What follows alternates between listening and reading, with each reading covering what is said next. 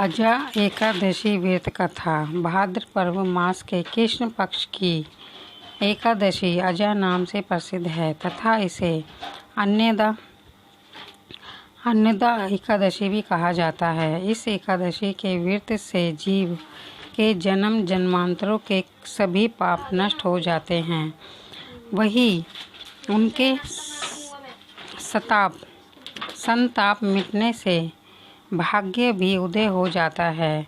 जिस कामना से कोई यह व्रत करता है उसकी वह सभी मनोकामनाएं तत्काल पूरी हो जाती है। इस व्रत से में भगवान विष्णु जी के उपेंद्र रूप की विधित पूजा की जाती है।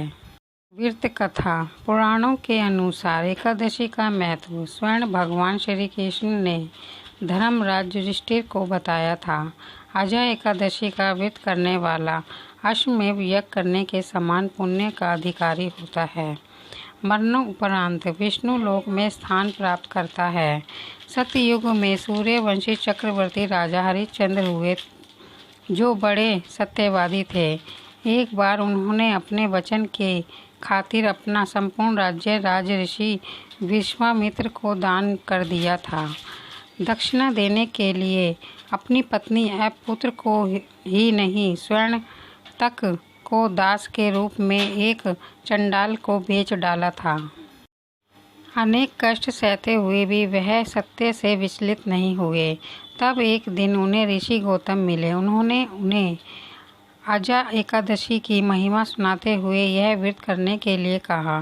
राजा हरिश्चंद्र ने अपनी समर्थानुसार इस व्रत को किया, जिसके प्रभाव से उन्हें एक न केवल उनका खोया हुआ राज्य प्राप्त हुआ, बल्कि परिवार सहित सभी प्रकार के सुख भोगते हुए अंत में वह प्रभु के परम धाम को प्राप्त हुए। अजा एकादशी व्रत के प्रभाव से ही उनके सभी पाप नष्ट हो गए।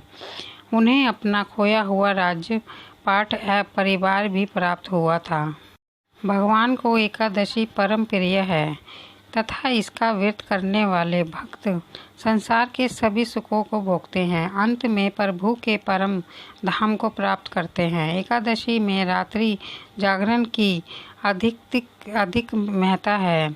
इस दिन किए गए दान का भी कई गुना अधिक पुण्य फल प्राप्त होता है। जिस कामना से कोई एकादशी का व्रत करता है उसकी सभी कामनाएं बड़ी जल्दी पूरी हो जाती हैं। इस व्रत में रात को जागरण करने का बहुत महत्व है। एक द्वादशी के दिन सुबह ब्राह्मण को भोजन करवाने के बाद स्वर्ण भोजन करना चाहिए। धन्यवाद। रहे एकादशी के दिन बैगन व ना खाएं। भगवान सर्वशक्तिमान एवं सर्वव्यापक हैं तथा बिना मांगे ही अपने भक्तों की सारी स्थिति को जानकर उनके सभी कष्टों को चिंताओं को मिटा देते हैं। जो भक्त केवल भगवान की भक्ति ही सच्चे भाव से करते हैं, उन पर भगवान वैसे ही कृपा करते हैं जैसे अपने मित्र सुदामा पर उन्होंने बिना कुछ कहे ही सब कुछ दे डाला। इसीलिए भगवान से उनकी सेवा मांगने वाले भक्त सदा सुखी एवं प्रसन्न रहते हैं।